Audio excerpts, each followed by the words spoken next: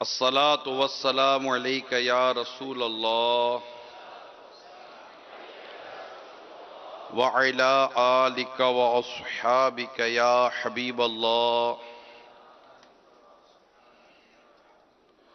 الصلاة والسلام عليك يا نبي الله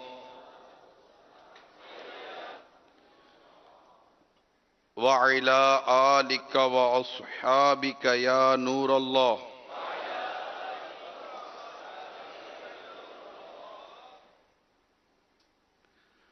فرمان مصطفیٰ صلی اللہ تعالی علیہ وآلہ وسلم ہے، تم اپنی مجلسوں کو مجھ پر درود پڑھ کر آراستہ کرو. تمہارا درود پڑھنا قیامت کے روز تمہارے لیے نور ہوگا. صلو علی الحبیب صلی اللہ تعالی علی محمد. میٹھے میٹھے پیارے پیارے اسلامی بھائیوں، اچھی نیتیں بھی کر لیجئے کہ اول تاخیر اللہ کی رضا کے لیے بیان میں شریک رہوں گا.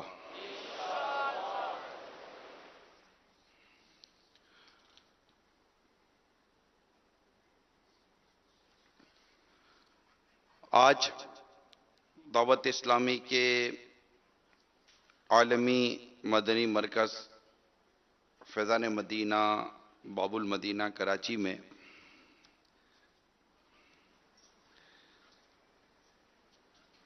الحمدللہ معتکفین اسلامی بھائیوں کا سنتوں بھرا اجتماع ہے، اور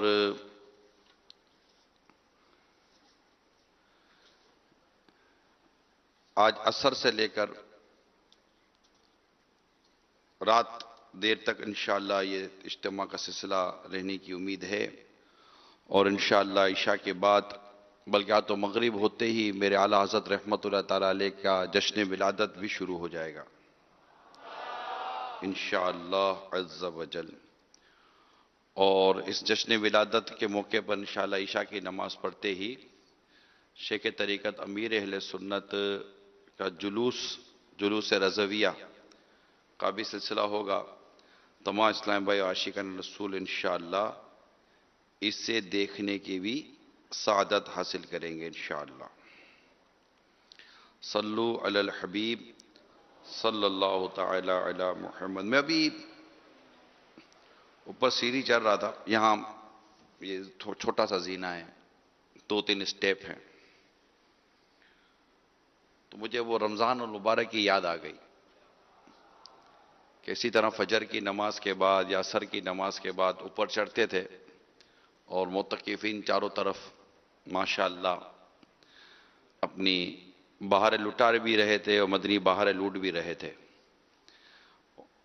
آنن فانن دل میں خیال آیا کہ یہ سب کچھ ہو بھی جائے نا، رمضان نہیں ہے، رمضان چلا گیا. اس کی اپنی برکتیں تھیں، اس کی اپنی وہ کیفیت تھی. روزے میں ہوتے تھے اور جو بھی وہ نیند آتی ہو، تھکن ہو، وقت بس یہ کہ بولنا ضرور ہے، آنا ضرور ہے، بیٹھنا ضرور ہے، سننا ضرور ہے. یہ کیفیت تھی. مزہ خوب رمضان میں آ رہا تھا واقعی. وہ ہوائیں، وہ فضائیں، وہ ماحول، وہ کیفیات یہ نہیں لائی جا سکتی. وہ رمضان کے ساتھ خاص ہے. بڑا درست فرمایا میرے آقا صلی اللہ تعالیٰ علیہ وسلم نے، اگر میری امت جانتی کہ رمضان کیا ہے تو تمنا کرتی کہ سارا سال رمضان ہوتا. واقعی مزہ خوب رمضان میں آ رہا تھا. مسرت آہا سے سینہ مدینہ بنا تھا، ہائے ہائے مزہ خوب رمضان میں آ رہا تھا، پرے رنج و غم کا اندھیرا ہوا تھا، مزہ خوب رمضان میں آ رہا تھا، مزہ خوب رمضان میں آ رہا تھا، فضائیں بھی کیا نور برسا رہی تھی،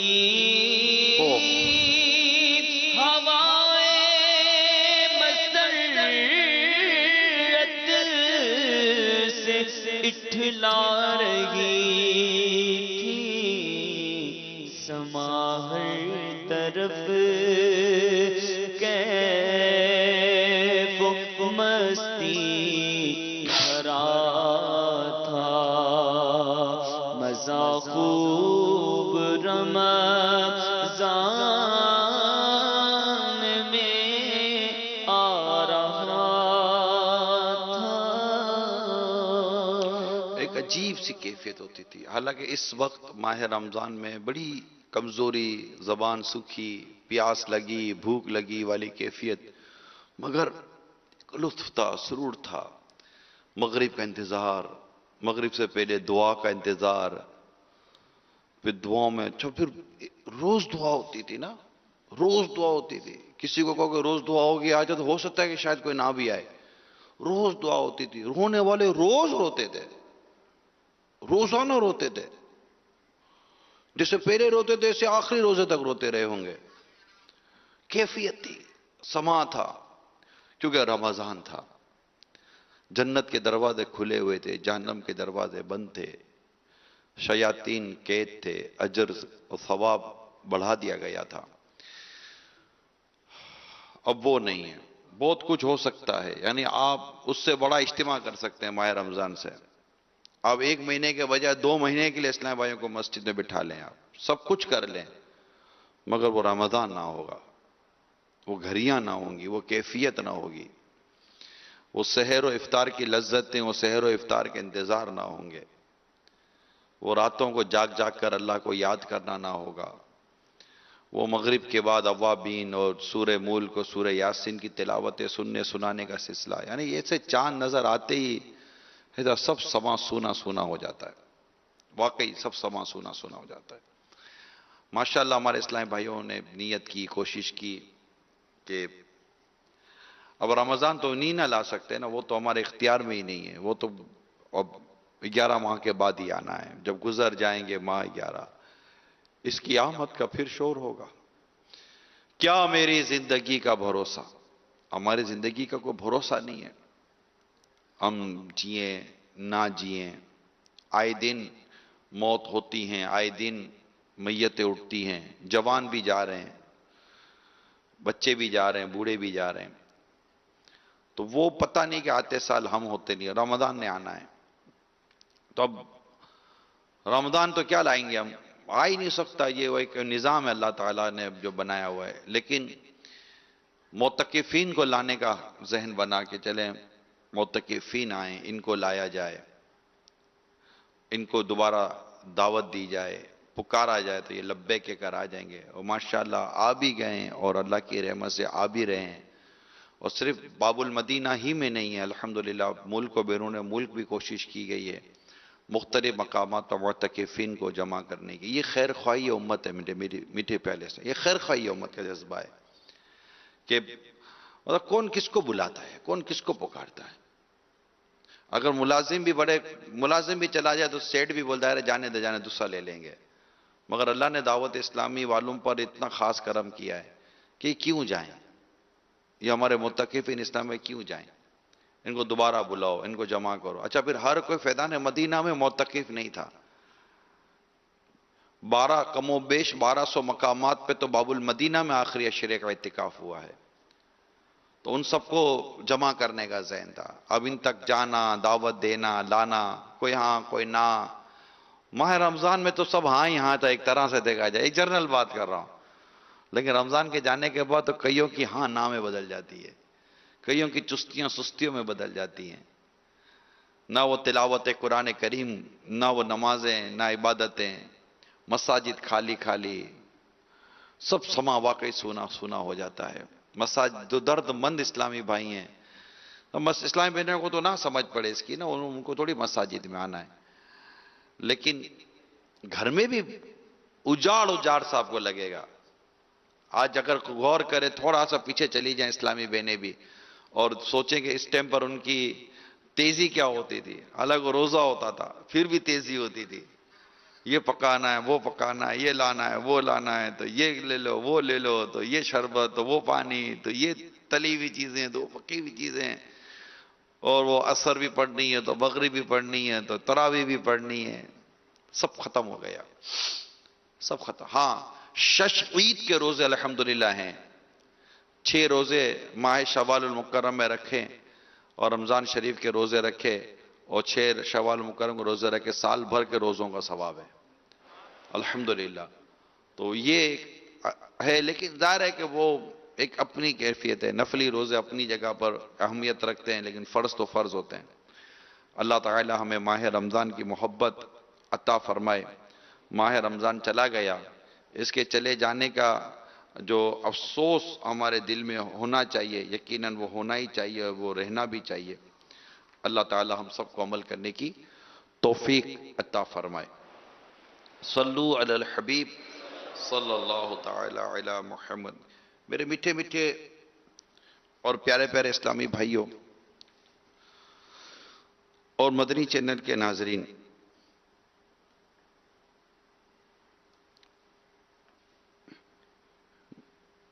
میرے پیارے رب عز و جل نے قرآن کریم میں کیا نہیں فرمایا، ہر شے کا علم قرآن پاک میں موجود ہے۔ آج میں آپ کو کچھ مدنی پھول بیان کرنے جا رہا ہوں، مدنی چینل کے ناظرین بھی ہیں، حاضرین بھی ہیں، بڑی توجہ کے ساتھ سنیے گا۔ اس میں گھر کے حوالے سے ہماری ذمہ داریاں بیان کی گئی ہیں۔ آج جو میں بیان کیا، ہم ذمہ داریاں، اور ذمہ داریوں میں ہماری سوچ اور ہمارا عمل وغیرہ کیسا ہونا چاہیے، ان تمام چیزوں کا بیان جو میرے سامنے کسی حد تک کرنے کی کوشش کروں گا، اور یہ بڑا سمجھنے والا بیان ہے، اور اپنی زندگی میں اس کو امپلیمنٹ کروانا ہے۔ جو میں آج آپ کو میں نے کچھ اس کے حصے بنائے ہیں بیان کے، انشاءاللہ غروب آفتاب تک کا بیان کا سلسلہ ہے، تو اس کے کچھ حصے بنائیں کہ یہ ہے قرآن کریم میں، یہ ہے میرے سامنے سورہ طٰہٰ ہے، سورہ طلاق ہے، سورہ تحریم ہے، یہ 3 سورتوں کو الگ الگ، اس میں الگ الگ عنوانات جو کہ ایک دوسرے سے اگر ہم جوڑیں گے تو انشاءاللہ بھی جوڑتے بھی چلے جائیں گے، یہ انشاءاللہ آج میں آپ تک پہنچانے کی کوشش کروں گا۔ کئی اسلامی بھائی موبائل فون استعمال کرتے ہیں بیان کے دوران، موبائل فون نکالتے ہیں، میسیجز چیک کرتے ہیں، فون کر رہے ہوتے ہیں، نظر آتے ہیں، ایسا مت کریں۔ موبائل فون اگر اللہ نے آپ کو ہمت دی ہے، توفیق دی تو اس کے سوئچ آف کر کے جیب میں ڈال دیں، اور اللہ نے توفیق دی ہو تو پھر اسے دیکھے ہی نہ۔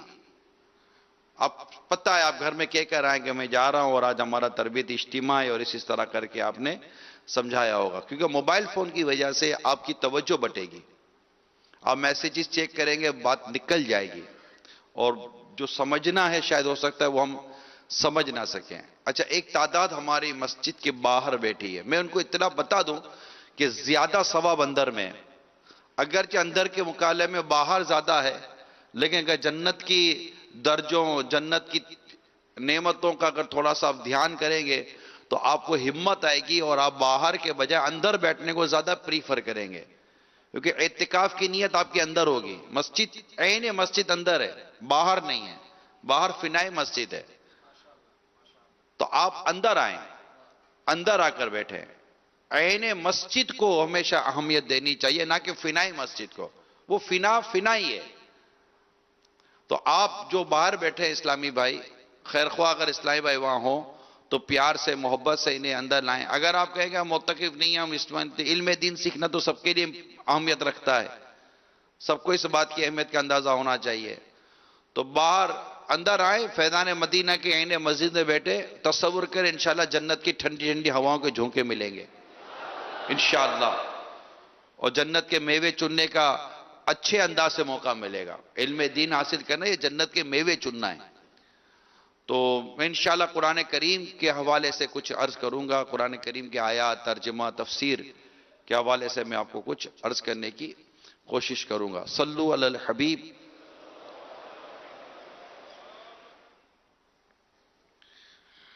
میرے رب عز و جل نے بڑے واضح طور پر اپنے گھر والوں کے حوالے سے کہ آپ اپنے گھر والوں کے لیے کیا کریں جو ارشاد عطا فرما ہے، اور وَأْمُرْ أَهْلَكَ بِالصَّلَاةِ کہہ کر کہ اور اپنے گھر والوں کو نماز کا حکم دو، اپنے گھر والوں کو نماز کا حکم دو، اور خود بھی نماز پڑھتے رہو، خود بھی نماز پر ڈٹے رہو۔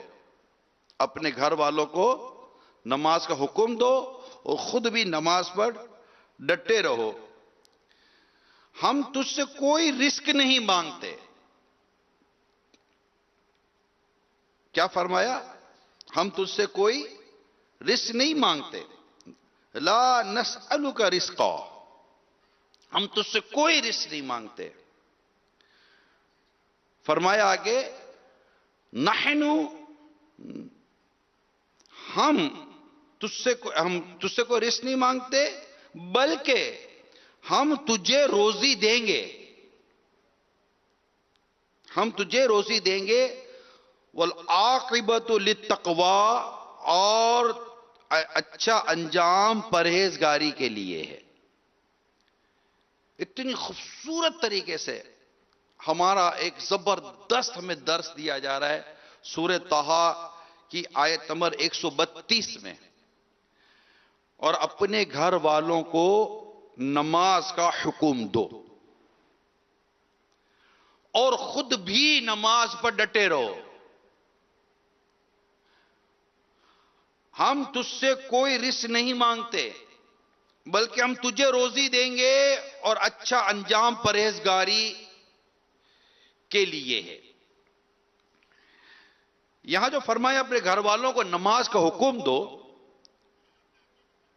ارشاد فرمائے پیارے حبیب صلی اللہ تعالی علیہ وسلم، جس طرح ہم نے آپ کو نماز ادا کرنے کا حکم دیا، اسی طرح آپ بھی اپنے گھر والوں کو نماز پڑھنے کا حکم دیں اور خود بھی نماز ادا کرنے پر ثابت قدم رہیں۔ یہ آیا اس آیت کریمہ کے اس حصے کا ایک واضح طور پر اس کی تفسیر۔ اب حدیث سنیے، اس آیت کریمہ کے تحت ایک حدیث سنیے کہ حضرت ابو سعید خدری رضی اللہ تعالی عنہ فرماتے، جب یہ آیت کریمہ نازل ہوئی، عمل دیکھیے، ہمارے آقا صلی اللہ تعالی علیہ وسلم کو یہ ارشاد ہوا، ٹھیک ہے؟ اسی طرح کئی آپ کو قرآن کریم کی آیات ملیں گی کہ جس کے بعد صحابہ کرام کا عمل ہوتا تھا۔ ہم بھی آیت سنتے ہیں، ہم بھی روایت سنتے ہیں، ہم عمل نہیں کرتے۔ یہاں یہ جو قرآن کریم کی جب یہ آیت نازل ہوئی تو حضرت ابو سعید خدری رضی اللہ تعالی عنہ فرماتے ہیں کہ جب یہ آیت کریمہ نازل ہوئی تو نبی کریم صلی اللہ تعالی علیہ وآلہ وسلم 8 ماہ تک، کتنے؟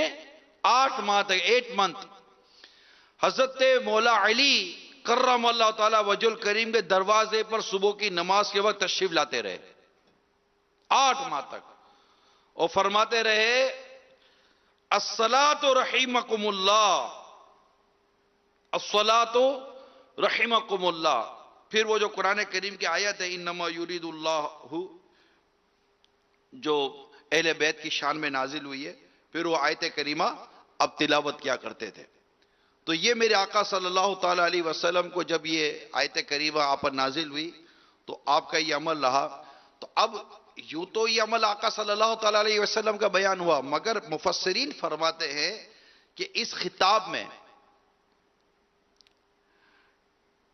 حضور اکرم صلی اللہ تعالی علیہ وآلہ وسلم کی امت بھی داخل ہے۔ کس خطاب میں؟ اس خطاب میں۔ اور اپنے گھر والوں کو نماز کا حکم دو اور خود بھی نماز پر ڈٹے رہو، یعنی یہ جو آیت کریمہ نازل ہوئی اس خطاب میں پیارے محبوب کریم صلی اللہ تعالی علیہ وسلم کی امت بھی داخل ہے، اور آپ کے ہر امتی کو بھی یہ حکم ہے کہ وہ اپنے گھر والوں کو نماز ادا کرنے کا حکم دے اور خود بھی نماز ادا کرنے پر ثابت قدم رہے.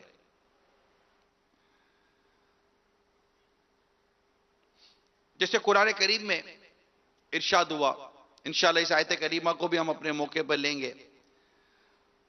تو اب یہ جو قرآن کریم کا جو حکم آیا، اور پھر سورہ تحریم کی جو آیت نمبر 6 میں ارشاد آیا، یا ایھا الذین آمنوا قوا انفسکم واہلیکم نار وقودھا الناس والحجارہ، اے ایمان والو اپنی جانوں اور اپنے گھر والوں کو اس آگ سے بچاؤ جس کا ایندھن آدمی اور پتھر ہے. یعنی یہ دونوں آیت کریمہ کو اگر آپ سامنے رکھتے ہیں، سورہ طٰہٰ کی آیت نمبر 132 اور سورہ تحریم کی آیت نمبر 6، ان دونوں کو جب سامنے رکھے تو ایک کیسی ذمہ داری ہمارے اندر پیدا کی جا رہی ہے. احساس ذمہ داری کا بیان آپ سمجھنے کی کوشش کریں کہ احساس ذمہ داری کس طرح ہمارے سامنے آتی ہے کہ ہمیں اپنے آپ کو بھی جہنم کی آگ سے بچانا ہے اور اپنے گھر والوں کو بھی جہنم کی آگ سے بچانا ہے. اگر آپ فی زمانہ یہ غور کریں کہ نماز کے معاملے میں ہمارا حال کیا ہے، یہاں جو سورہ طٰہٰ کے آیت نمبر 32 میں جو 132 میں جو ارشاد ہوا نماز کے حوالے سے کہ اپنے گھر والوں کو نماز کا حکم دو اور خود بھی اس پر ڈٹے رہو، تو اس وقت آپ اور ہم اپنے گھر کا حال دیکھیں کہ فجر کی نماز میں اگر میں کہوں کہ ایک اکثریت، ایک بڑی تعداد، پورے کے پورا گھر سویا ہوا ہے، پورے کے پورا گھر سویا ہوا ہے. بعض وہ بھی جو کہ اپنے طور پر نمازی بھی کہلاتے ہیں، فجر میں وہ بھی نہیں اٹھتے. بدقسمتی کا ہماری مسجدیں بتا رہی ہیں نا، کیلکولیشن کے لیے مسجد موجود ہے. کیا سارے کے سارے گھر ہی میں نماز پڑھ رہے ہیں، مسجد میں کوئی آ نہیں رہا ہے؟ اور اگر جماعت واجب ہے اور مسجد میں کوئی نہیں آ رہا تب بھی گناہگار ہے. بدقسمت ہے وہ شخص جو مسجد میں نماز اذان سنتا ہے، حی علی الصلاۃ حی علی الفلاح کی صدائیں سنتا ہے، فجر میں الصلاۃ خیر من النوم کی صدا ہے کہ نماز نیند سے بہتر ہے، اور وہ مسجد میں آتا نہیں ہے، نماز پڑھتا نہیں ہے، کوئی شرعی عذر اس کے پاس ہے بھی نہیں. اب غور کریں فجر کے اندر آپ کے یہاں علاقے میں مسجد کا کیا حال ہے. اب مسجد کا حال تو اپنی جگہ پر بیان کرنا ایک اپنی جگہ ایک موضوع ہے، مگر میرا یہاں سوال یہ ہے ناظرین اور ناظرین پر، یہاں تو اگر سوئے ہوئے نا، سارے سوئے ہوئے، 1 گھنٹے کے بعد یا 1.5-2 گھنٹے کے بعد، آج کل کے حساب سے خیر اسکولیں بند ہیں، میرا خیال ہے شاید موسٹلی اسکولیں بند ہیں آج کل، لیکن تو فجر کا وقت جیسے مثال کے باب المدینہ میں ایک ایگزامپل دے رہا ہوں 5:40 کے آس پاس ختم ہو رہا ہے، ٹھیک ہے نا. تو اب اس کے اگر اسکول کا ٹائم ہو تو تقریباً سمجھے کہ 7 بجے گھروں میں اٹھنا شروع ہو جاتے ہیں، 6:45-7 بجے. اس میں سارے اٹھ رہے ہیں، بچیاں بھی اٹھ رہی ہیں، بچے بھی اٹھ رہے ہیں، تو ماں بھی اٹھ رہی ہے، سارے اٹھ رہے ہیں. کوئی ادھر یونیفارم لے کے جا رہا ہے تو کوئی ادھر باتھ روم میں جا رہا ہوگا، تو کوئی ادھر بھاگ رہا ہوگا، تو ماں کچن میں بھاگ رہی ہوگی، تو بستروں میں بھاگ رہی ہوگی، ادھر ابا جان کو اٹھایا جا رہا ہوگا، جلدی اٹھو موٹر سائیکل نکالو، بابا کو اسکول چھوڑنے جانا ہے. تو کوئی وین آ رہی ہوگی، تو کسی کا رکشہ آ رہا ہوگا، کسی کی ٹیکسی آ رہی ہوگی، کسی کی پرائیویٹ کار کا انتظام ہوگا، انٹرکم پہ باتیں ہو رہی ہوں گی، فون پہ باتیں ہو رہی ہوں گی، آوازیں لگائی جا رہی ہوں، سارا ہو رہا ہوگا. بھائی یہ سب کیا ہو رہا ہے؟ اسکول جانا ہے، اسکول جانا ہے. ارے خدا کے بندو، کبھی مسجد جانا ہے کہ آواز لگائی؟ اسکول میں جا کر تعلیم حاصل کرنی ہے، اس کی تم نے آواز لگائی. مسجد میں جا کر نماز پڑھنی ہے. فجر میں سب سوئے رہے. جو چیز تم پر فرض تھی اس ٹائم تم سو گئے، اور جو چیز تم پر فرض نہ تھی، یہ جو تقریباً میں جنرل بات کر رہا ہوں، یہ کوئی فرائض کی طرف نہیں بھاگ رہی ہوتی قوم. علم دین کے فرض ہونے کی صورت الگ ہے، لیکن میرے بات سمجھنے والے سمجھ رہے ہو کہ میں کس کانٹیکسٹ میں بات کر رہا ہوں. اس طرف سارے دوڑ رہے. ماں کی بھی آنکھ کھل گئی. ماں کی آنکھ تو کھلنی تھی نا، ماں کی آنکھ تو کھلنی تھی. ماں نے تو الارم رکھا ہی 7 بجے کا تھا. اس اللہ کی بندی نے تو 6 بجے کا یا مطلب فجر کا الارم رکھا کب تھا. اور رہے ابا جان نے 7 کا الارم تھوڑی رکھا تھا. ابا جان نے تو الارم رکھا تھا 8:30 بجے کا، کیونکہ اس کو تو 9:30 بجے گھر سے نکلنا تھا. آپ کے ہمارے گھروں کی اکثریت غالباً اگر میں غلطی نہیں کر رہا تو وہ تو الارم فجر کا سیٹ کر کے سوئی کب ہے کہ وہ فجر میں اپنے بچوں کو اور اپنے گھر والوں کو وہ جگائیں گے. کون جگاتا ہے یہاں پر؟ بڑے بدقسمتی کے ساتھ اس طرح کی چیزوں کی پرواہ پڑی کس کو ہے؟ اللہ کریم نے واضح طور پر فرمایا نا کہ اپنے اور اپنے گھر والوں کی جانوں کو اس آگ سے بچاؤ جس کا ایندھن آدمی اور پتھر ہیں. مسلمانوں کا کام ہے کہ اپنے گھر والوں کو اس آگ سے بچائیں اور قرآن کریم کے اس حکم کو سمجھنے کی کوشش کریں جو اللہ تبارک و تعالیٰ نے سورہ تحریم میں ارشاد فرمایا. سورہ طٰہٰ میں جیسے میں نے آپ کو بھی بیان کیا، اور نبی پاک صلی اللہ تعالیٰ علیہ وسلم 8 ماہ تک مولا علی کے گھر پر تشریف لے جاتے رہے. آج ہم میں سے ہمارے ابا جان کو پوچھو کہ آپ جاتے بچوں کو اٹھاتے؟ کیا شوہر اپنی بیوی کو اٹھاتا ہے؟ کیا اس طرح کا معاملہ ہو رہا ہے؟ حالانکہ اس کے کتنے ثواب بھی ہیں، اس کے کتنے انداز بھی ہیں، مگر کون کرے؟ کون کرے؟ اپنے گھر والوں کو نیکی کی دعوت دینا. آج جو ہمارا موضوع ہے وہ محض یہ ہے کہ مجھے اپنی اور ساری دنیا کے لوگوں کی اصلاح کی کوشش کرنی ہے. تو آج اپنی ساری دنیا کے لوگوں کی اصلاح کی کوشش کا جذبہ ست کرو مرحبا. آپ کا میرا گھر، خود آپ اور میں، اور اس میں بنیادی طور پر نماز، کہ نبی پاک صلی اللہ تعالیٰ علیہ وسلم فرمائے نماز میں میری آنکھوں کی ٹھنڈک ہے.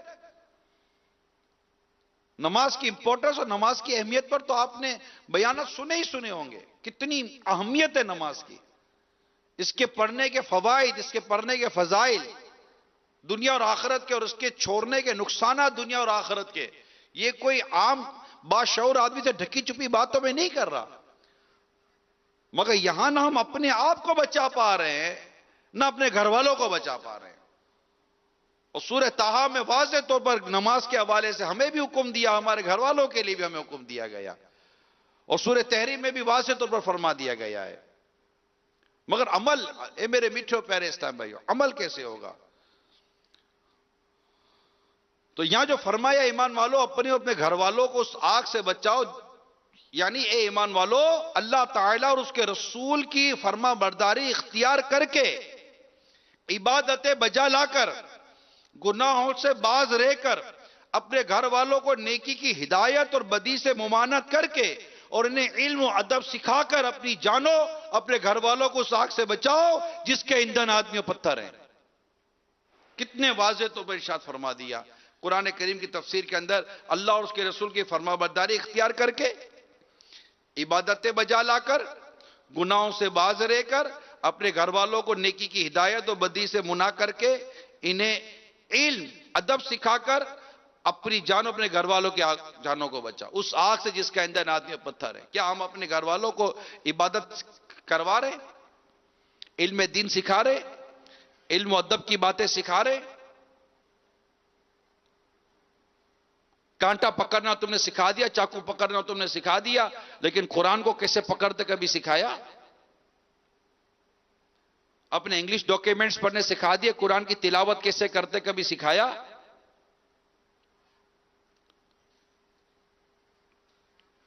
نہیں. عجیب اور غریب دنیا ہے. اللہ کریم ہم سب کے حال پر رحم فرمائے اور ہمیں ان ارشادات پر عمل کرنے کی توفیق عطا فرمائے. مسلمان پر اپنی اصلاح کرنا میرے میٹھے پیارے سے بہت ضروری ہے. اپنی اصلاح، وہیں اہل خانہ کی اسلامی تربیت کرنا، اپنے گھر والوں کی. ہر کوئی اپنی فیملی پر غور کرے. اس وقت مدنی چینل کے ناظرین بھی، اسلامی بھائی، اسلامی بہنیں بھی اپنی فیملیز پر غور کرے پلیز. بہت امپورٹنٹ ہے. میں یو کے جاتا ہوں نا، افریقہ گیا، یو کے گیا، یورپ گیا، اس طرح کے چند ممالک میں، اس طرح کے چند ممالک میں جب میں جانا ہوا، وہاں ایک عجیب کانسیپٹ ہے. وہاں اگر کسی کو دعوت دو نا، مثال کے طور پر سیٹرڈے سنڈے کی دعوت دیں، ہفتہ اتوار چھٹی ہوتی ہے، آج بھی سنڈے اتوار ہے، وہاں چھٹی ہوتی ہے. اور اس وقت وہاں بھی اگر کوئی مدنی چینل دیکھنے والے ہوں گے تو یہ وہاں کے لیے بھی ایک پک ٹائم ہے، کیونکہ تقریباً یو کے کا 5 گھنٹے کا فرق ہے. اس وقت 6:30 بج رہے ہیں، تو وہاں پر 5 گھنٹے پیچھے جائیں تو کتنے بجیں گے؟ 6:30 سے پیچھے جائیں تو 1:30 بج رہا ہوگا، ہے نا؟ تو یہ وہاں دیکھنے سننے کا ٹائم ہے، مطلب دوپہر کا وقت ہے. وہاں پر ہمارا شام کا وقت ہو گیا ہے. تو اسی طرح یورپ کی طرف چلے جائیں، اچھا امریکہ کی طرف جائیں تو امریکہ میں اس وقت صبح کے 6:30 بج رہے ہوں گے، تو وہ اس وقت ہو سکتا ہے ان کا سونے کا ٹائم ہوگا. لیکن ساؤتھ افریقہ کی بات کی تو وہاں پر اس وقت تقریباً 3:30 بج رہے ہوں گے دوپہر کے. ان کا بھی اس وقت جو دیکھنے والے ہوں گے ان کے لیے مدنی چینل دیکھنے کا ٹائم ہوگا، کیونکہ وہ سنڈے، تو سنڈے ان کا چھٹی ہے، فری ڈے. اب جب ان کو بلائیں کہ please give us time Saturday Sunday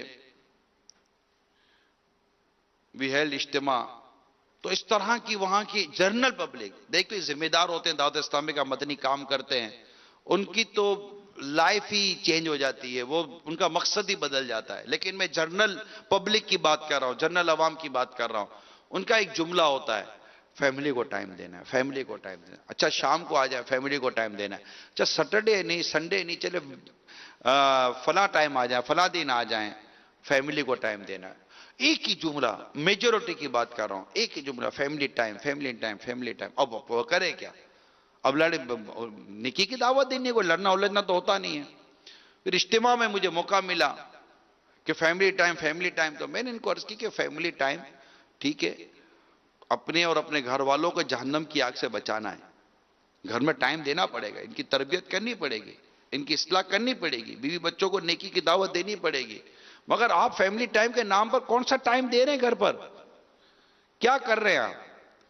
تو ایک کام کریں، فیملی کو ٹائم کیسے دینا ہے یہ دعوت اسلامی میں ٹائم دے کر سیکھ لیں، پھر جا کر فیملی کو ٹائم دینا شروع کر دیں. بھائی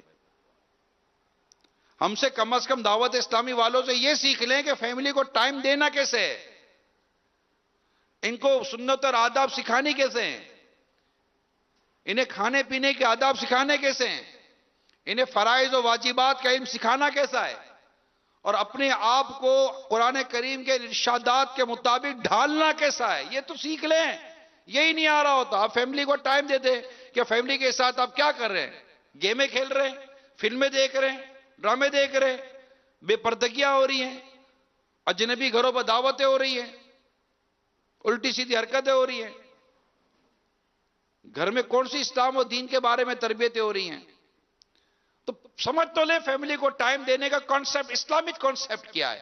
آپ تو کلچر وائز ٹائم دے رہے ہیں کہ وہاں کلچر ایسا ہے، لیکن اسلام آپ کے گھر میں ٹائم دینے، تربیت کرنے کے حوالے سے کیا ارشاد فرماتا ہے یہ تو سیکھ لیں دعوت اسلامی کے قریب آ کر. ودے ٹائم اس سے بڑھ کر کیا اچھی بات میں اور کروں کہ آپ اپنے گھر میں ٹائم دیں، آپ کے بیوی، آپ کے بچے اور آپ کی فیملیز، یہ سارے مطلب کہ عورتیں اپنی جگہ پر، بچے اپنی جگہ پر، مرد اپنی جگہ پر، اگر یہ سارے اسلام و دین اور سنت و شریعت کے مطابق چلنا شروع ہو جائے تو سوسائٹی میں یہی تو لوگ ہیں. کوئی ایسا تھوڑی کہ گھر میں رہنے والی مخلوق الگ ہے، سڑک پر گھومنے والی مخلوق الگ ہے، کہ جناب صبح 7-8 بجے گے تو کوئی نئی مخلوق آتی ہے سڑکوں کے اوپر، اور وہ سڑکوں پر آ کر آفس اور مارکیٹوں میں جا کر وہ کام کاج کرتی ہے، خرید و فروخت کرتی ہے. ایسا تو ہے نہیں. یہی گھر کے ہی لوگ ہیں جو باہر نکلتے ہیں، تو جو سی عادتیں ہوتی ہیں وہ عادتیں باہر بھی ظاہر ہو رہی ہوتی ہے. اگر گھر والوں کی اصلاح ہو گئی، عورتوں کی اصلاح ہو گئی، مردوں کی اصلاح ہو گئی، بچوں کی اصلاح ہو گئی، بچیوں کی اصلاح ہو گئی، ان کی اسلام، دین اور قرآن و حدیث کے مطابق تربیت ہو گئی، ایمانداری کے نام پر، دیانتداری کے نام پر، حیا کے نام پر، شرم کے نام پر، فرض علوم کے نام پر، نمازوں کی پابندی کے نام پر، اگر ان کی گھر میں اصلاح ہو جاتی ہے اور گھر کا مرد، گھر کا بڑا، گھر کا سربراہ اگر اپنی ذمہ داری نبھا لیتا ہے اور ان کی اسلام و دین کے بارے میں تربیت کر لیتا ہے تو جناب تبلیغ اور دین کا تو بہت بڑا کام تو گھر میں ہو ہی گیا نا. مگر یہ نہیں ہو رہا، یہ نہیں ہو رہا. احساس دلانا ہے کہ کتنی بڑی ذمہ داری ہے گھر بار کے حوالے سے آپ کی اور ہماری، کتنی بڑی ذمہ داری. اور حدیث سے غور کرے، اہل خانہ کی اسلامی تربیت، اہل خانہ کی اسلامی تربیت اور ان سے احکام شریعہ پر عمل کروانا، اس کے متعلق میں آپ کو کچھ حدیثیں سناتا ہوں. حضرت عبداللہ بن عمر رضی اللہ تعالی عنہما سے روایت ہے، رسول پاک صلی اللہ تعالی علیہ وآلہ وسلم نے ارشاد فرمایا، تم میں سے ہر شخص نگہبان ہے اور ہر ایک سے اس کے ماتحتوں کے بارے میں سوال کیا جائے گا. چنانچہ حاکم نگہبان ہے، اس سے اس کی رعایا کے بارے میں پوچھا جائے گا. یعنی جو ارباب اقتدار ہوتے ہیں نا، حکومتی لوگ ہوتے ہیں، گورنمنٹ، جو یہ قیادت اقتدار والے جو ہوتے ہیں، ان سے ان کی رعایا کے بارے میں پوچھا جائے گا. رعایا عوام جو ان کے زیر ماتحت، ان کی ریاست میں جو عوام رہتی ہے، ان سے پوچھا جائے گا ان کے بارے میں. آدمی اپنے اہل خانہ پر نگہبان ہے، اس سے اس کے اہل خانہ کے بارے میں سوال کیا جائے گا. عورت اپنے شوہر کے گھر میں نگہبان ہے، اس سے اس کے بارے میں پوچھا جائے گا. خادم اپنے مالک کے مال میں نگہبان ہے، اس سے اس کے بارے میں سوال ہوگا. آدمی اپنے والد کے مال میں نگہبان ہے، اس سے اس کے بارے میں پوچھا جائے گا. الغرض تم میں سے ہر شخص نگہبان ہے، اس سے اس کے ماتحتوں کے بارے میں سوال ہوگا. بخاری شریف کی یہ میں نے حدیث بیان کی ہے. اس حدیث پاک پر غور کریں، اسلام کی خوبصورتی پر غور کریں. میں آپ کے سامنے ایک بڑا خوبصورت ترین مدنی پھول بیان کرنے جا رہا ہوں. اسلام کی خوبصورتی پر غور کریں. غیر ذمہ دار شخص جو ہے نا، یہ کسی کام کا نہیں ہوتا. اسلام وہ خوبصورت اور پیارا اور عمدہ دین ہے، اس نے اپنے ماننے والے کو غیر ذمہ دار چھوڑا ہی نہیں ہے. آپ اسلام قبول کریں، اسلام تمہیں ذمہ دار دے. ایسی ذمہ داری اسلام قبول کرتے ہی مل گئی.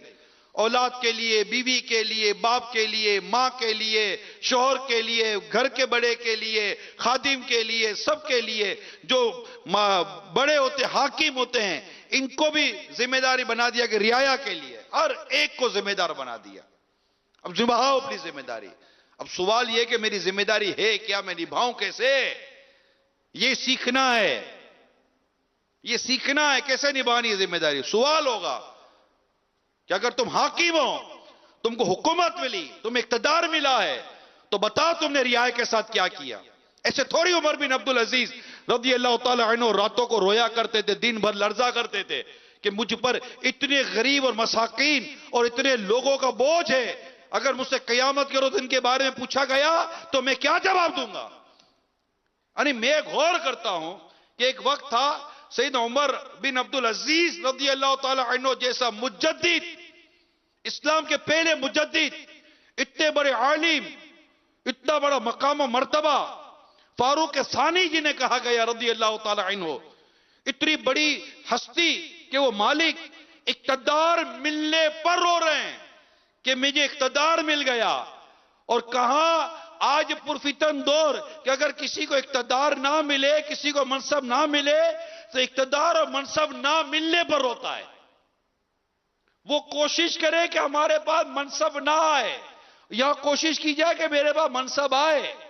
وہ کسی اور کو منصب دینے کو تیار، یہ سب سے منصب چھیننے کو تیار. شرم نبی، خوف خدا، یہ بھی نہیں وہ بھی نہیں. پوچھ گچھ، پرسش، اکاؤنٹیبلٹی کا خوف. اگر یہ ہونا تو انسان بڑی بڑی چیزیں اگنور کر دے. نہیں بھائی نہیں.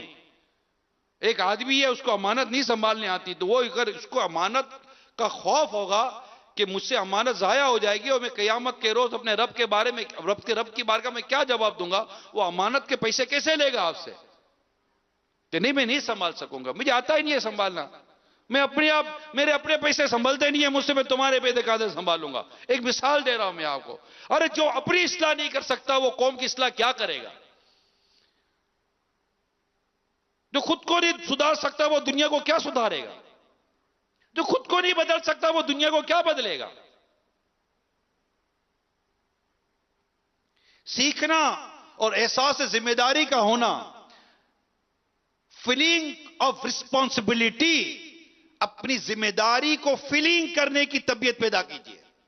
میری ذمہ داری کیا ہے؟ بھلے نگران ہیں آپ بڑے منصب پر فائز ہیں، چاہے وہ دعوت اسلامی سے آپ کا تعلق ہے یا آپ کہیں سے بھی. میں مسلمانوں سے بات کر رہا ہوں، عاشقان رسول سے بات کر رہا ہوں، عاشقان صحابہ اور اہل بیت سے بات کر رہا ہوں. آپ سمجھیے پلیز، اللہ مجھے بھی سمجھ کی توفیق عطا فرمائے کہ تم سے تمہارے ماتحت کے بارے میں پوچھا جائے گا. اب یہ پورا فیملی کا ایک بیان بھی ہو گیا نا. آپ دیکھیے کہ بیوی شوہر ہر ایک کے بارے میں الگ الگ حدیث پاک میں بیان کیا گیا. پھر اس کی شرح الگ ہے. اگر اس کی شرح پڑھیں گے تو مزہ آ جائے. تو قو انفسکم واہلیکم, اپنے اپنے گھر والوں کو. قو انفسکم واہلیکم, قو انفسکم واہلیکم, اپنے اپنے گھر والوں کو, اپنے اور اپنے گھر والوں کو بچاؤ اس آگ سے جس کا ایندھن آدمی اور پتھر ہے. جہنم کی آگ سے خود کو بچانا ہے. حضرت عبداللہ بن عمر رضی اللہ تعالی عنہما سے روایت ہے, سرکار دو جہاں صلی اللہ تعالی علیہ وسلم نے ارشاد فرمایا, اپنی اولاد کو 7 سال کی عمر میں نماز پڑھنے کا حکم دو. میں حدیث پاک کا مضمون, حدیث پاک کا پورا خلاصہ جو آتا ہے وہ اس انداز پر بیان کرتا ہوں کہ اپنی اولاد کو 7 سال کی عمر میں نماز پڑھنے کا حکم دو, اور جب وہ 10 سال کا ہو جائے تو انہیں سختی کے ساتھ نماز پڑھاؤ اور ان کے بستر الگ کر دو. کتنا فیملی بیان ہے. روایت سنیے, گھر اپنی اور اپنی اولاد کو 7 سال کی عمر میں نماز کا حکم دو. پورا تربیت کا ایک وہ بیان کر دیا کیسے تربیت کرنی ہے. ایک اور حدیث سنیے, دیکھیں گھر والوں کے حوالے سے حدیث میں کیسی تربیت کی گئی ہے. یہاں اپنے بچوں کے لیے بیان ہوا جو میں نے آپ کو دوسری حدیث بیان کی نا, اوپر تو بہت سو کے لیے بیان ہو گیا جو پہلی حدیث میں نے بیان کی. دوسری حدیث بیان کی, اس میں بچوں کی خاص تربیت کا خاص انداز بیان کیا گیا. اب تیسری حدیث میاں بیوی کے بارے میں ہے. حدیث پاک میں ہے کہ اللہ تبارک و تعالی اس شخص پر رحم فرمائے تو رات کو اٹھ کر نماز پڑھے اور اپنی بیوی کو بھی نماز کے لیے جگائے, اور اگر وہ نہ اٹھے تو اس کے منہ پر پانی کے چھینٹے مارے. اللہ تعالیٰ اس عورت پر رحم فرمائے جو رات کے وقت اٹھے پھر نماز پڑھے اور اپنے شوہر کو جگائے, اور اگر وہ نہ اٹھے تو اس کے منہ پر پانی کے چھینٹے مارے. اچھا, اب یہاں پانی کے چھینٹوں کی وضاحت بہت ضروری ہے ورنہ گھر میں ہو جائے گی لڑائی. پانی کے چھینٹے مارنے کی اجازت کی صورت بیان کر رہا ہوں میں. جب جگانے کے لیے ایسا کرنے میں خوش طبعی کی صورت بنتی ہو, لڑائی نہیں, خوش طبعی کی صورت بنتی ہو, ایک ہلکے پھلکے مزاح کی صورت جس کو کہتے ہیں, یا دوسرے نے ایسا کرنے کو کہا کہ میں نہ اٹھوں تو میرے چہرے پر چھینٹے مار دینا. چھینٹوں سے بندہ اڑ جاتا ہے, آپ کو بھی پتا ہے کہ اگر چہرے پر پانی کے تھوڑے چھینٹے مارے تو آدمی کی آنکھ کھل جاتی ہے. تو دیکھیں ان دونوں کے لیے کیا ہوا, اللہ تعالیٰ اس پر رحم فرمائے. کتنی خوبصورت بات ہے. گھر والوں کے لیے ہماری فیلنگ چینج ہے. ہم نے اپنی زندگی کا مقصد کیا بنا ہے, گھر والوں کو کما کر دینا ہے. اے میرے پیارے میٹھے اسلامی بھائیوں, کما کر دینا, رزق لانا, رزق کمانا, یہ ایک اپنی جگہ پر ہے, اس کا ایک اپنا ٹاپک ہے. اور جو شروع میں نے قرآن کریم کی آیت کریمہ کو آپ کا جو سامنے حوالہ کیا, اس پہ واضح تو اللہ تعالیٰ نے بیان, ہم تم سے کوئی رزق نہیں مانگتے بلکہ ہم تمہیں رزق دیتے ہیں. اور وہاں پرہیزگاروں کے لیے بڑی خوبصورت بات بیان کی گئی ہے, اور توکل کرنا ہے. تو رزق کے معاملے میں ہم لوگ بہت ون سائڈ ہیں. ہمارا کام ہی ایک ہے کہ ہم پیسے کما کر ہم تھک جاتے ہیں. ہم صبح 7 بجے 8 بجے ہمیں نکلنا ہے, کام کاج کرنا ہے, رات کو گھر آنا ہے, تھک گئے. اور اب لے دے کر یہ رہ گیا موبائل فون. اب تھکے, باہر نیٹ یوز کر نہیں رہے تھے, گھر میں آئے تو نیٹ کھولا, نیٹ کھولنے کے بعد لگ گئے, اور وہ اس میں 1.5-2 گھنٹے 3 گھنٹے نکل گئے, اور یہ گئے سو گئے. پھر اٹھے, نہ نماز کا خیال, نہ بیوی بچوں کا خیال, نہ تربیت کا خیال. ہاں بعض ایسے ہوتے جنہیں وہ بہت زیادہ اس کو کہتا ہے ایجوکیشن فوبیا ہو جاتا ہے, اور ان کو نارملی طور پر لوگ کہتے ہیں بہت کانشیس لوگ ہوتے ہیں تعلیم کے معاملے میں. پھر وہ آئیں گے تو ہاں بیٹا کیا ہوا اسکول کا, تو اسکول کی کتابیں کھولیں گے, سوشل اسٹڈیز کھولیں گے, سائنس کھولیں گے, کیمسٹری کھولیں گے, دیگر میتھمیٹکس کھولیں گے, الجبرا کے فارمولیز کو حل کر کے دیں گے. زبر زیر پیش کا پتہ اس کو بھی نہیں ہے نہ اس کو ہے, تنوین کس کو بولتے ہیں نہ اس کو پتہ ہے نہ اس کو پتہ ہے, ایکس کا فارمولا کیسے حل ہوگا, زیڈ کا فارمولا کیسے حل ہوگا, جیومیٹری کیسے ڈیل کی جائے گی, ڈی کس کو کہتے ہیں, کمپاس کسے کہتے ہیں, سب پتہ ہوگا. نہ تنوین کا قانون پتہ ہے, نہ ترقی کو نہ مطلب کوئی وہ گنہ کا قانون پتہ ہے, نہ اخفاء کا قانون پتہ ہے, نہ اظہار کا قانون پتہ ہے. وہ بولے گا یہ کون سا قانون ہے, کس ملک میں ایسا قانون ہے, یہ ملک کا قانون نہیں ہے, یہ قرآن کا قاعدہ ہے. حضرت قرآن کا قاعدہ ہے جو تم کو نہیں آتا, تم کو جیومیٹری الجبرا, اچھا باپ کو آتا نہیں ہے تو ماں کے پیچھے پڑ جائے گا, کچھ پڑھایا نہیں پڑھایا اس کو یوں. اچھا ماں بھی بولے میرے کو کون سا پڑھنا آتا ہے, تو یہ جو 10,000 روپے کا جو ٹیچر رکھا ہے اس کا کیا, اس کو کون دیکھتا ہے, دن رات محنت کرتا.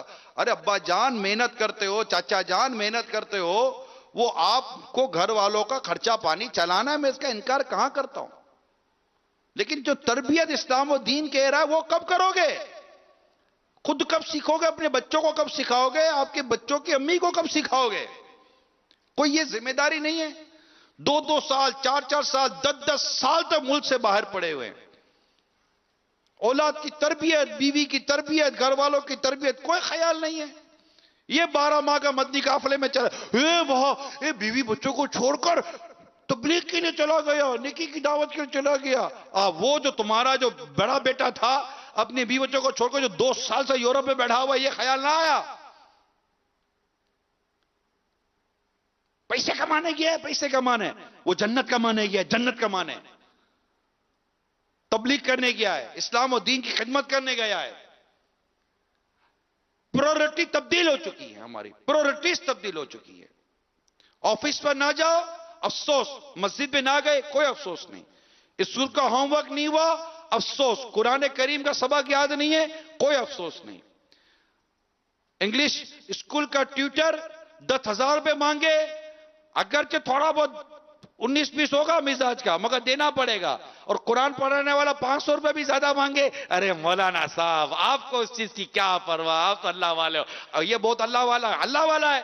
اس کا بیٹا جب بیمار ہوگا تو اس کو مٹی کھلا دے گا, اس کا بچہ جب بیمار ہوگا تو اس کو کچھ اور چیزیں کھلا دے گا, میڈیکل والا اس کو تھوڑی سستی دوائی دے دے گا, ڈاکٹر بولے گا آپ تو اللہ والے ہو, آپ سے کیا فیس لینی ہے, ان کا سارا کام فری ہوگا. دودھ والا بولے گا آپ تو اللہ والے ہو, آپ سے کیا 2 لیٹر کے پیسے لینے ہیں. یہی ہوگا. کیوں, یہ مولانا پیسے مانگے تو یہ اس کو ٹرکا دو گے. حالانکہ وہ قرآن پڑھا رہا ہے تمہارے بچوں کو, حدیث پڑھا رہا ہے تمہارے بچوں کو, اسلام و دین پڑھا رہا ہے تمہارے بچوں کو. تم ابھی سے اپنے بچوں کے ذہن میں یہ بات فیٹ کر رہے ہو, جو دین پڑھا رہا ہے اس کی پوزیشن 500 روپے کی ہے, اور جو تمہیں انگلش پڑھا رہا ہے اس کی پوزیشن 5,000 روپے کی ہے. ابھی سے ہم اپنے بچوں کے دماغ میں یہ بات فیٹ کر رہے ہیں.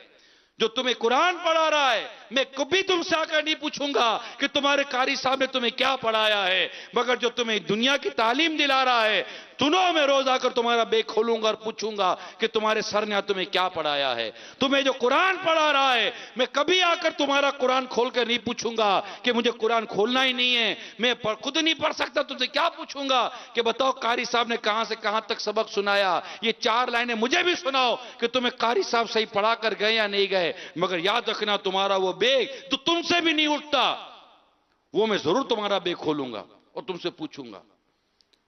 میں قاری صاحب سے 1 مہینہ نہیں 2 مہینے تک نہیں ملوں گا, اس کو پیچھے سے پیسے 500,000 روپے مل جائیں گے. مگر ٹیوشن والے سے تو میں روزانہ ٹائم لوں گا. سر آج میں تھوڑا جلدی آ جاؤں گا, مجھے آپ سے ایک بات کرنی ہے, بچے کے ایگزامینیشن سر پر ہیں, ان کی تیاری کیسے جا رہی ہے. میرے پیارے و میٹھے اسلامی بھائی, تھوڑا سا میری بات کو ایک درد رکھے ہوئے دل کے ساتھ سننے کی کوشش کیجئے گا. میں کوئی ایسا مطلب کوئی بے مقصد کرٹیسائز نہیں کر رہا ہوں. یہ انجسٹیفیکیشن کلچر ہم نے کریٹ کیا ہوا ہے, اور یہ فیڈنگ ہمارے ذہنوں کے اندر ہے. یہ مدرسۃ المدینہ مدنی منوں کے ہمارے ننھے ننھے مدنی منع یہ 4-4 6-6 8-8 گھنٹے پڑھ کر گھر جاتے ہیں. کتنوں کو پرواہ ہے؟ اور اسکول کے بچے جاتے تو کتنوں کو پرواہ ہے؟ مدرسے کی چھٹی کر جائیں تو کتنے ماں باپ کو پرواہ ہے؟ اسکول کی چھٹی کر جائے تو کتنے ماں باپ کو پرواہ ہے؟ یہ سب کیا ہو رہا ہے؟ ہم اس طرح ایک خوبصورت اور ایک اسلامی معاشرہ ڈیولپ کر پائیں گے؟ ہم اپنی نسلوں کے ذہنوں میں اپنے بچوں کے دماغ میں کیا ڈال رہے ہیں؟ بیوی کو پتا ہے کہ اگر دینی تعلیم نہ ہوئی تو اس کے باپ کو کوئی پرواہ نہیں ہوگی. اصل تو ہوگی میری کلاس تب ہوگی جب میں خود اس کی ہوم ورک کی کاپیاں چیک نہیں کروں گی.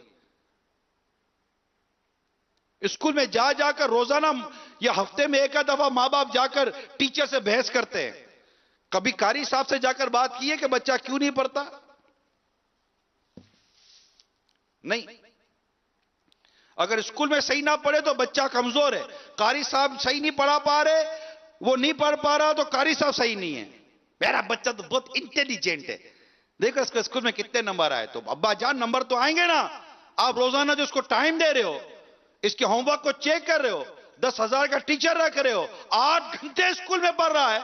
8 گھنٹے اسکول کی پڑھائی، 2 گھنٹے ٹیوشن کی پڑھائی، 2 گھنٹے آپ کی پڑھائی، کل کتنے گئے؟ 12 گھنٹے تک تو آپ اس کو پڑھا رہے ہو. پھر کہتے ہو کہ جناب اس کے اسکول میں اتنے اچھے نمبر آ گئے، قرآن کیوں نہیں صحیح پڑھ رہا؟ قرآن آدھا گھنٹہ پڑھ رہا ہے، اس کے بعد پورا دن قرآن نہیں کھول رہا، اس کے بعد پھر قاری صاحب کے بعد آگر آدھا گھنٹہ پڑھ رہا ہے. کہاں سے اس کی دینی تربیت اور قرآن کی تربیت درست ہوگی؟ اگر یہ کلچر نہیں ہے تو مجھے کہیں کہ بھائی عمران تم غلط بات کر رہے ہو. کیلکولیشن میری اوپر نیچے ہو سکتی ہے، گھنٹے میرے اوپر نیچے ہو سکتے ہیں، لیکن جو جرنل میسج پہنچانے کی جو میں بات کر رہا ہوں، میں نہیں سمجھتا کہ آپ مجھ سے ڈینائی کریں گے. اگر آپ کو لگتا ہے کہ میں کسی جگہ پر درست کہہ رہا ہوں تو براہ کرم ہاتھ اٹھا کر آپ میری تائید کریں. یہ ہے نا کلچر. تو قوا انفسکم واہلیکم نار وقودها الناس والحجارہ، اس پر عمل، اور اپنے گھر والوں کو نماز کا حکم دو اور خود نماز پہ ڈٹے رہو.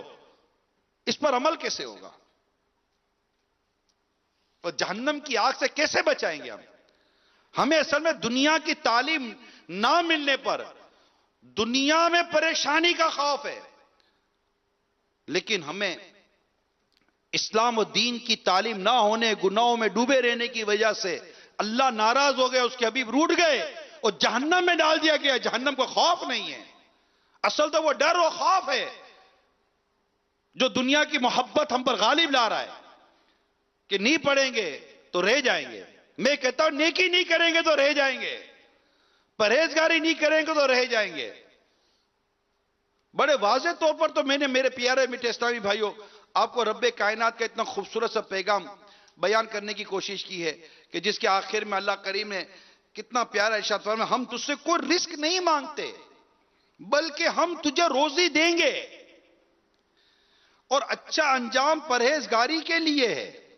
اس پر آپ غور کریں کہ قرآن کریم میں جو آیا ہم تجھ سے کوئی رزق نہیں مانگتے، ارشاد فرمایا ہم تجھ سے کوئی رزق نہیں مانگتے، اور اس بات کا پابند نہیں کرتے کہ ہماری مخلوق کو روزی دے یا اپنے نفس اور اپنے اہل کی روزی کی ذمہ داری ہو، بلکہ ہم تجھے روزی دیں گے اور انہیں بھی تو روزی کے غم میں نہ پڑ، بلکہ اپنے دل کو امر آخرت کے لیے فارغ رکھ کہ جو کچھ اللہ تعالیٰ کے کام میں ہوتا ہے اللہ تعالیٰ اس کی کارسازی کرتا ہے.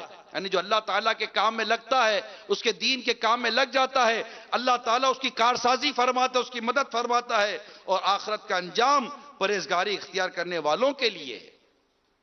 اس آیت سے معلوم ہوا کہ بندہ اس بات کا پابند ہے کہ وہ اللہ تعالیٰ کی عبادت کرے، کسی کو روزی دینا اس کے ذمہ نہیں، بلکہ سب کو روزی دینے والا اللہ ہی ہے. یہ بات اللہ نصیب کرے ہم سمجھ جائیں اس کو. ہم نے خود کو گویا کہ ایک طرح سمجھا رہا ہوں، ہم اپنے آپ کو کچھ اور سمجھیں. میرے پیارے اسلامی، ہم رزاق نہیں ہیں، ہم عبدالرزاق ہیں. رزق دینے والا اللہ ہے، واللہ خیر الرازقین. ہم نے ایک ٹارگٹ بنا لیا کہ اس کو یہ پڑھاؤ تو اس کو روزی ملے گی، اس کو یہ کر تو روزی ملے گی، ہم یہ کریں گے تو روزی ملے گی، میں تھک کے بالکل ٹوٹ جاؤں گا یہ روزی کمانا۔ اس سے یہ میری بات سے یہ کوئی مطلب نہ لے کہ یہاں کو یہ مراد ہے کہ جناب روزی کمانا نہیں ہے۔ یہاں روزی کمانا، کاروبار کرنے، دنیا بنانے کے چکر میں جو ہم آخرت کو فراموش کر رہے ہیں، میں یہ آپ کو عرض کرنا چاہ رہا ہوں۔ توکل کا درس ہمیں دیا جا رہا ہے۔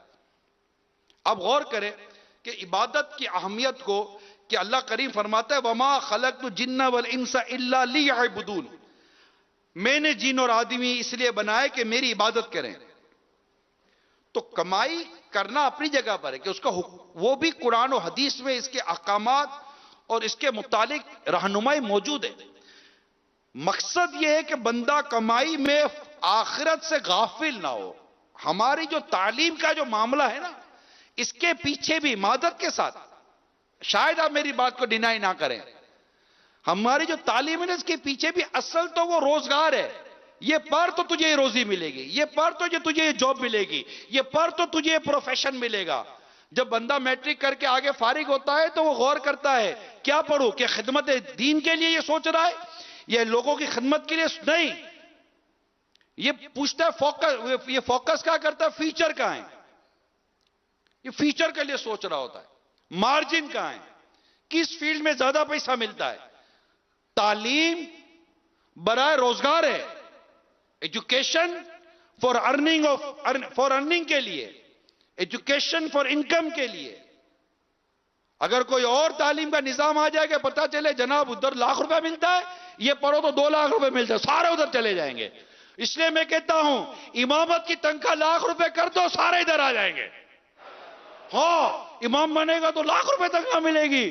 اے بیٹا جلدی سے امام بننا ہے، نماز کے فرائض آئے، اب آپ پوچھے گا نماز کے فرائض آئے یا نہیں آئے، امامت کی شرائط یاد ہوئی یا نہیں ہوئی، امامت کے مسائل یاد ہوئے یا نہیں ہوئے، قرآن کریم یاد کیا یا نہیں کیا، چھوٹی بڑی صورتیں یاد کی یا نہیں کی، یہ سارا یاد کیا یا نہیں کیا۔ جاہل رہے گا، بے روزگار رہے گا، جلدی پر اور جلدی پر اس امام صاحب سے دوستی کر کے رکھ، اس دعوت اسلامی والے سے دوستی کر کے رکھ کہ یہ تیرے لیے امامت کر دیں گے، جلدی جلدی 2-3 سال میں پڑھ لے۔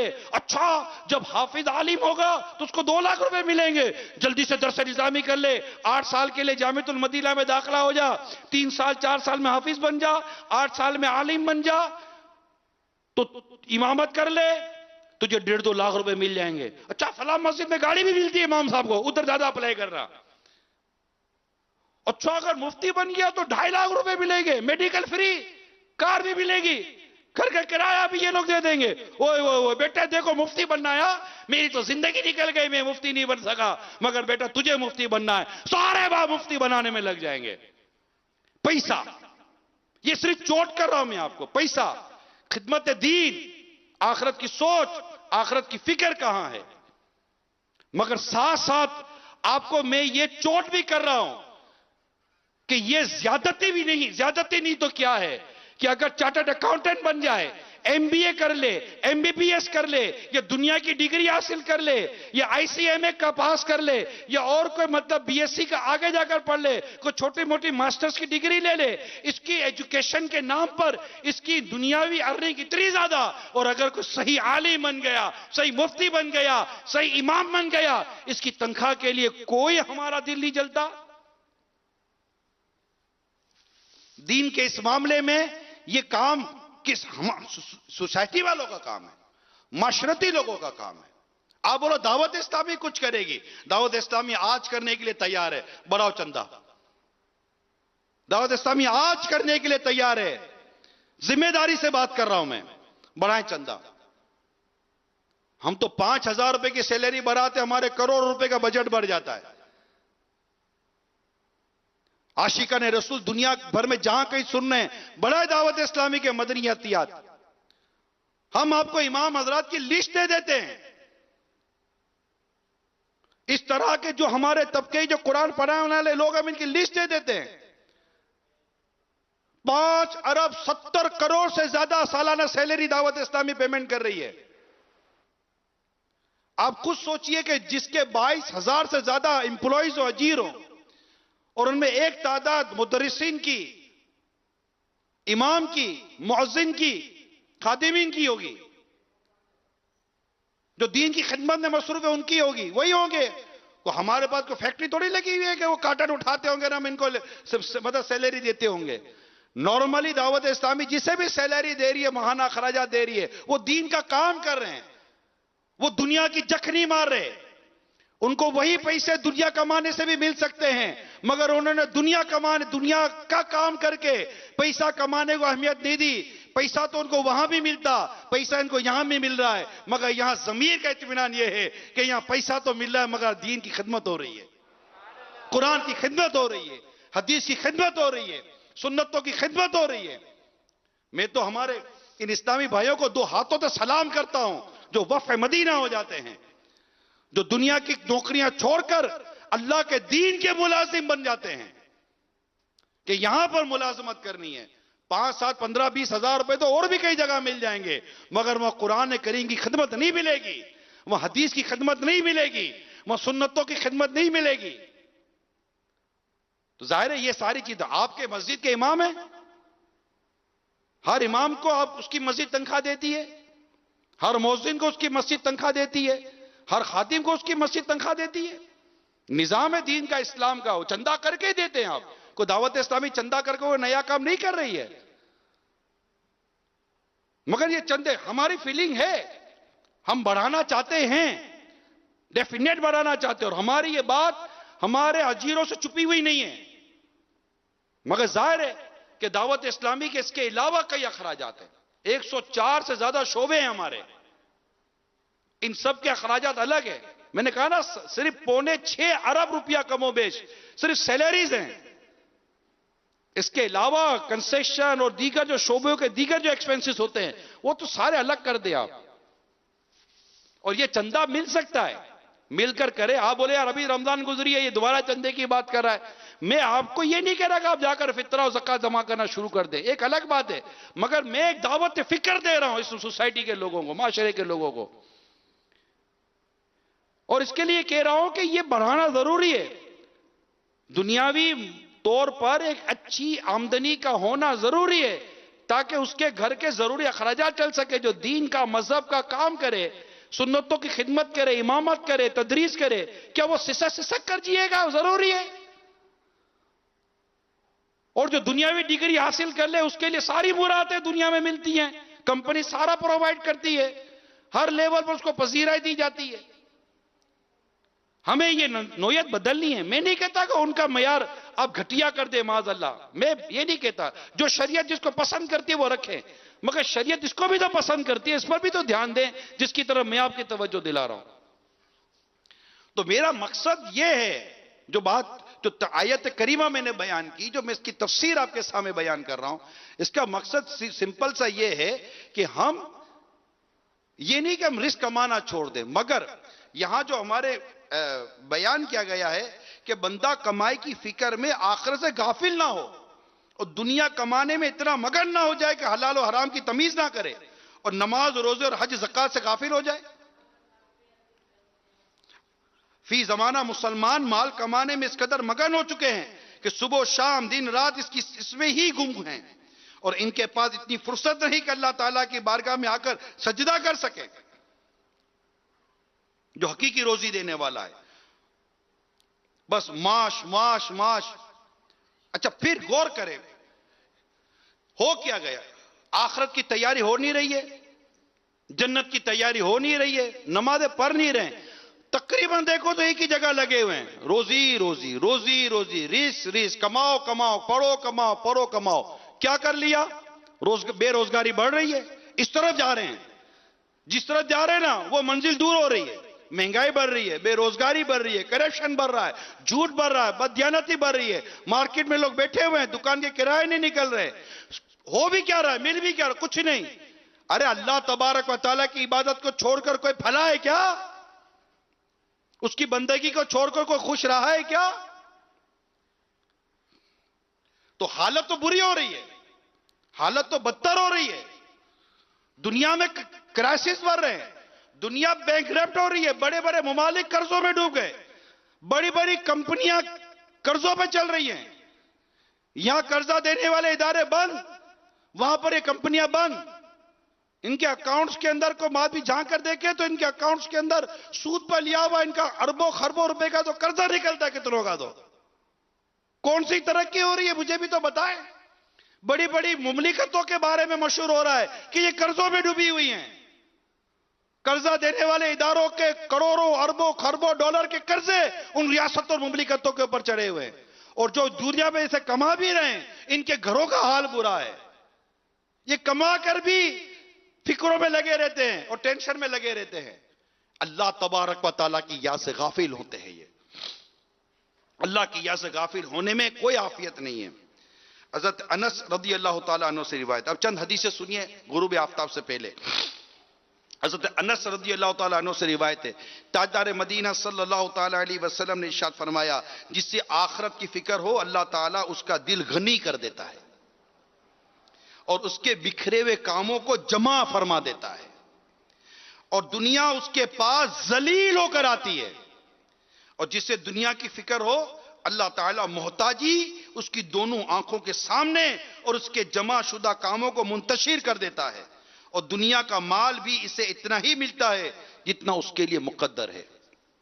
حضرت عبداللہ بن مسعود رضی اللہ تعالی عنہ سے روایت ہے، نبی کریم صلی اللہ تعالی علیہ وآلہ وسلم نے ارشاد فرمایا، جو شخص تمام فکروں کو چھوڑ کر ایک چیز یعنی آخرت کی فکر سے تعلق رکھے، اللہ تعالیٰ اس کے تمام دنیاوی کام اپنے ذمے لے گیا.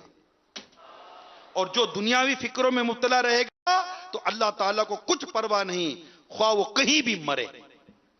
حضرت ابو ہریرہ رضی اللہ تعالیٰ عنہ سے روایت ہے، رسول کریم صلی اللہ تعالیٰ علیہ وسلم نے ارشاد فرمایا، اللہ کریم ارشاد فرماتا ہے، اے انسان تو میری عبادت کے لیے فارغ ہو جا، میں تیرا سینہ غنا سے بھر دوں گا، تیری محتاجی کا دروازہ بند کر دوں گا، اور اگر تو ایسا نہ کرے گا تو تیرے دونوں ہاتھ مشاغل یعنی کام کاج سے بھر دوں گا اور تیری محتاجی کا دروازہ بند نہ کروں گا. تو یہ تین حدیثیں توجہ ہماری لیں، بہت اچھا اللہ کرے لے لیں اور ہم اس پر توجہ کریں. آخرت کی سوچ، آخرت کی فکر جو دعوت اسلام میں ہم کو درس دیتی ہے، نیکی کی دعوت، نماز، روزے، سچ، گھر بار کی جو ہمیں حکم ہے کہ بیوی بچوں کی کس طرح ہمیں خدمت کرنی، خالی پیسہ کما کر دینا، وہ بھی حرام کی روزی کہیں کما کر لا رہے ہوتے ہیں، عجیب و غریب مکس قسم کی روزیاں کما کر لا رہے ہوتے ہیں. ارے رزق بھی کماتے ہو تو یہ بھی نہیں پتا ہوتا کہ حرام کما رہے کہ حلال کما رہے ہیں.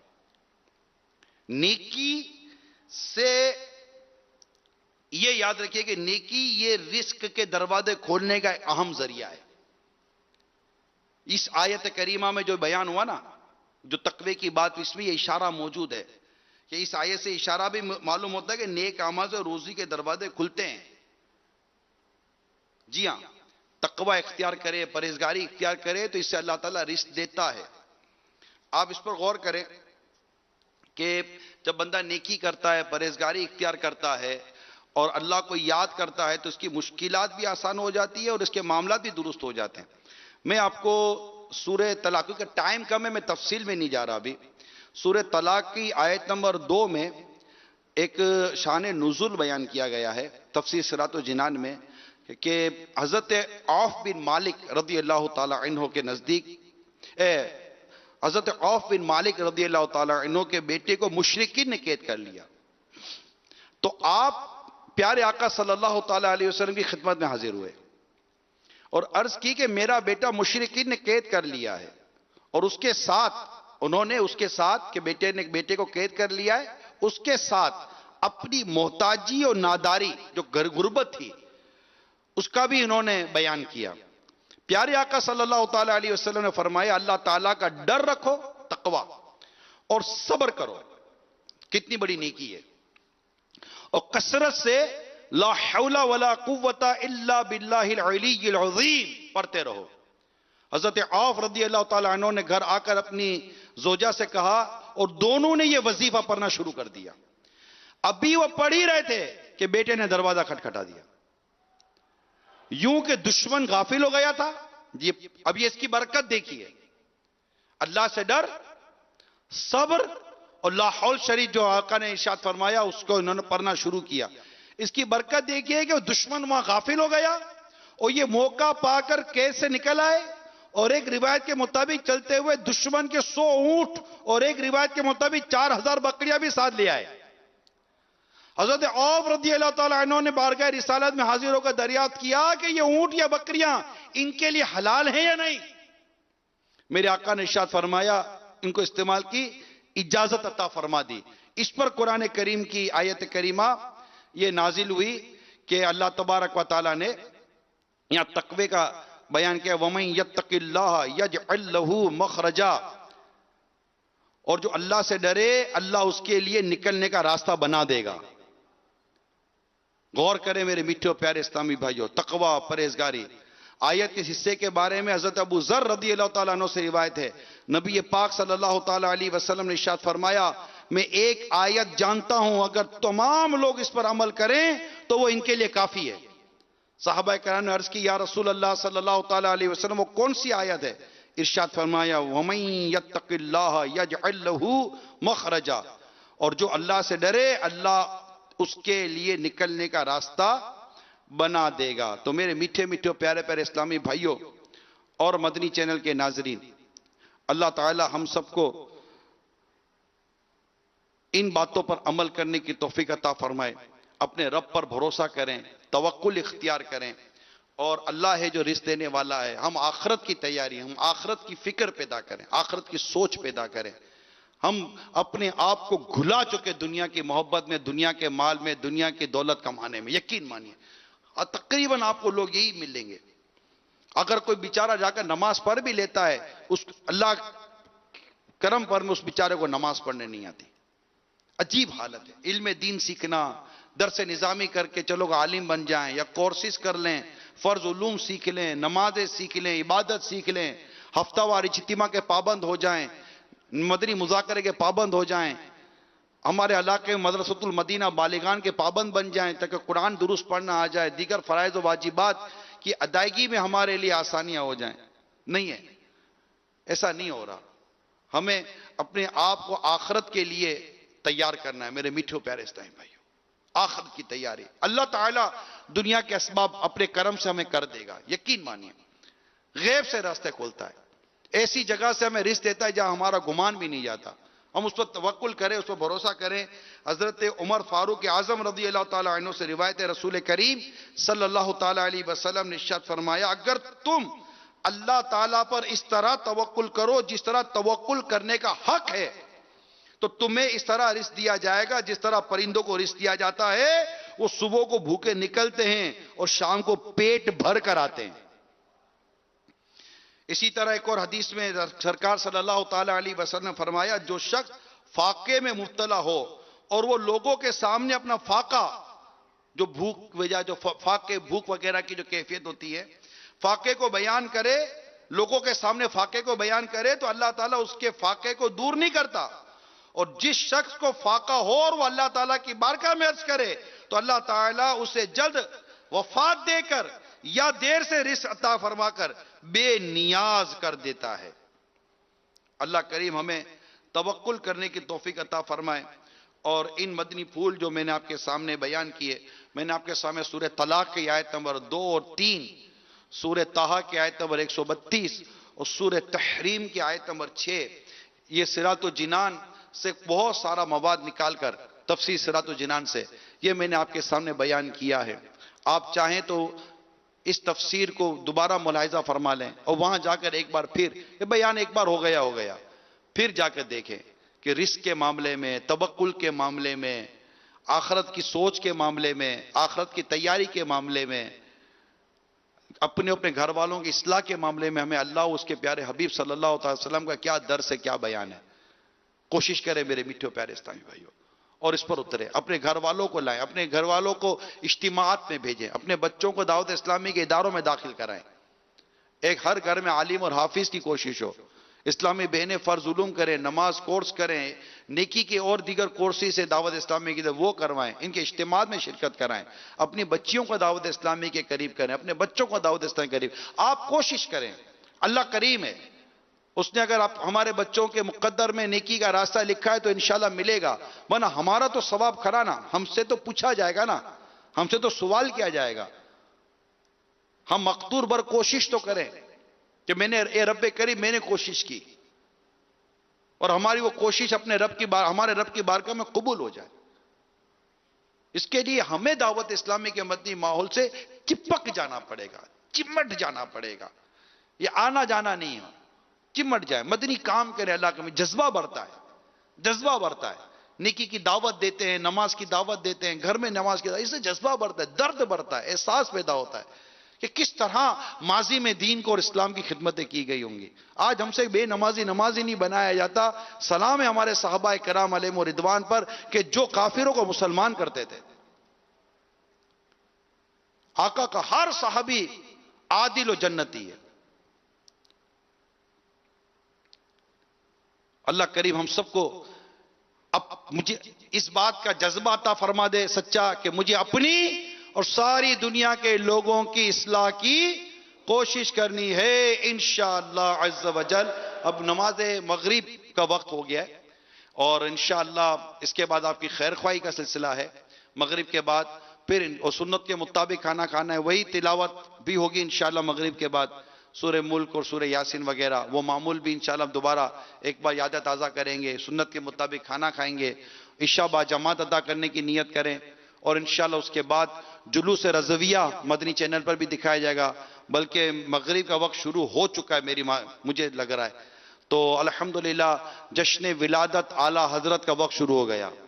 10 شوال المکرم یعنی اسلامی تاریخ کی 10ویں شب شروع ہو گئی ہے. میرے آقا اعلیٰ حضرت امام اہل سنت شاہ امام احمد رضا خان رحمۃ اللہ تعالیٰ علیہ 10 شوال المکرم کو آپ کی ولادت ہوئی تھی, آپ پیدا ہوئے تھے, آپ کی ڈیٹ آف برتھ 10 شوال المکرم ہے.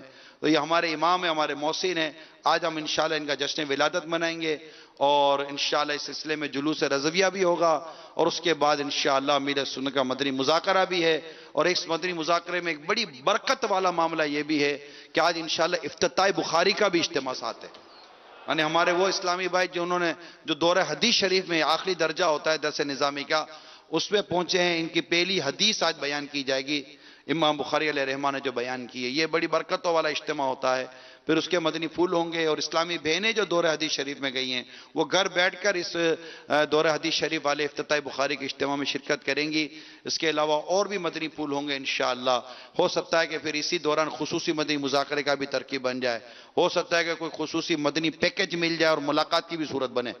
خوش نصیبوں کی کچھ نہیں کہہ سکتے, جو مزاج مرشد میں آئے. اللہ میرے امیر سنت کو سلامت رکھے, انہیں صحت دے, تندرستی دے اور ان کے اس گلشن کی ہم دن رات کوشش کر کے آبیاری کریں. آپ کی کوششوں سے اگر اس گلشن کے اس باغ میں کوئی ایک پھول بھی کھل گیا انشاءاللہ مدینہ مدینہ ہو جائے گا. صلو علی الحبیب. سبحانک اللہم وبحمدک لا الہ الا انت استغفرک واتوب الیک. سبحانک اللہم وبحمدک لا الہ الا انت استغفرک واتوب الیک. سبحانک اللہم وبحمدک لا الہ الا انت استغفرک واتوب الیک. اب انشاءاللہ اذان عشاء اذان مغرب ہوگی. انشاءاللہ آپ بھی نیت کریں کہ آپ بھی مؤذن کی جو اذان ہوگی اذان کا جواب دیں گے.